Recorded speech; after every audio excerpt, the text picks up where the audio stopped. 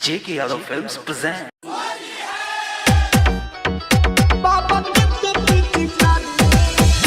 JK Yadav Films.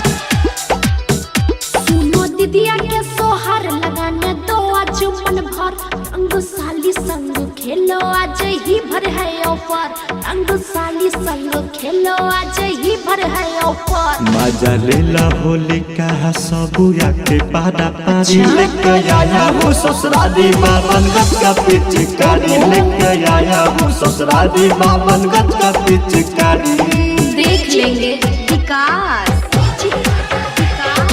मटियार कला सीतामढ़ी मटियार कला सीतामढ़ी JK Yadav Films. आया है साल भर के बाद पापन ये होली त्योहार न गुस्सा करना प्यारे जीजू करेंगे मस्ती फुल इस बार साली ना करना कुछ घा नहीं तो होगा ना बर्दाश्त कैसे होंगे हम मैनेज खाना होगा तुमको आज करने दो गाल लाल धक्के या कवारी लेके आया हूँ ससुराली बावन गज का पिचकारी लेके आया हूँ ससुराली बावन गज का पिचकारी JK Yadav Films. मटियार कला Sitamarhi Mixed by DJs Bihari.